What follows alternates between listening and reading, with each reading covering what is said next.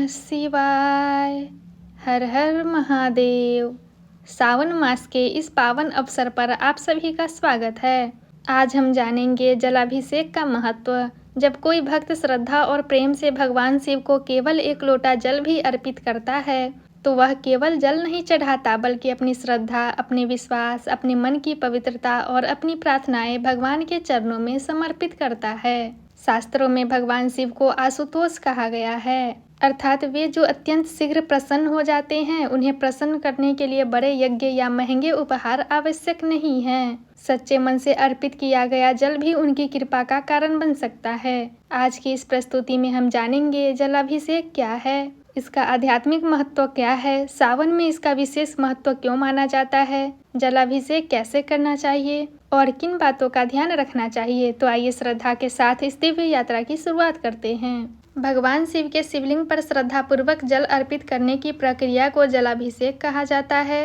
अभिषेक शब्द का अर्थ है सम्मान पूर्वक स्नान कराना। जैसे किसी पूजनीय व्यक्ति का सम्मान किया जाता है, वैसे ही भगवान शिव को जल से स्नान कराया जाता है। जल जीवन का आधार है, जल शुद्धता का प्रतीक है, जल विनम्रता का प्रतीक है और जब यही जल भगवान शिव को अर्पित किया जाता है तब यह भक्ति का माध्यम बन जाता है।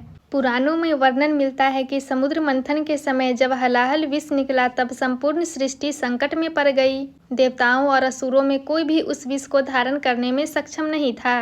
तब भगवान शिव ने समस्त प्राणियों की रक्षा के लिए उस विष का पान किया। माता पार्वती ने उस विष को उनके कंठ में ही रोक दिया। इसी कारण भगवान शिव नीलकंठ कहलाए।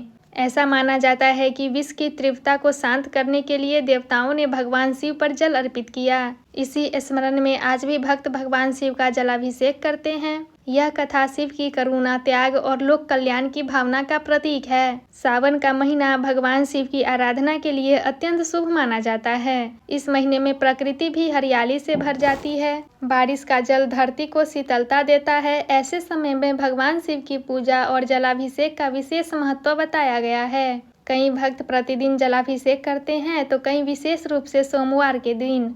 महत्वपूर्ण बात यह है कि पूजा श्रद्धा से हो। सच्ची भक्ति ही भगवान तक पहुंचने का सबसे सरल मार्ग है।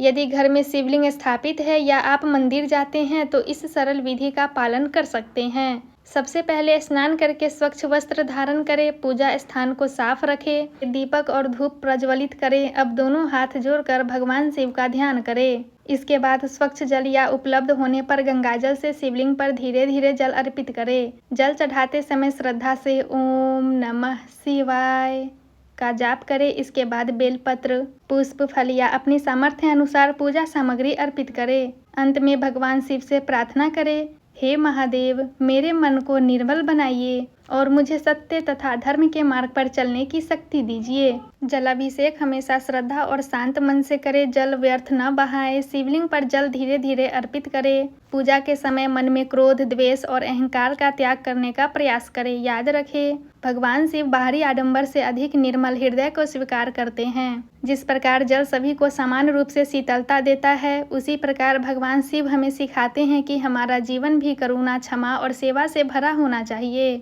जलाभिषेक केवल एक धार्मिक क्रिया नहीं है, यह हमें भीतर से शांत, विनम्र और संतुलित बनने की प्रेरणा देता है। जब हम शिवलिंग पर जल अर्पित करते हैं तो मानो अपने मन के अहंकार, क्रोध और नकारात्मकता को भी भगवान के चरणों में अर्पित कर देते हैं। आइए अंत में भगवान शिव के चरणों में प्रार्थना करें, हे देवों के देव महादेव, हम सभी पर अपनी कृपा बनाए रखें। हमारे जीवन में सद्बुद्धि, धैर्य, करुणा और सत्य का प्रकाश भर दे। हमारे परिवार में सुख, शांति और स्वास्थ्य बना रहे।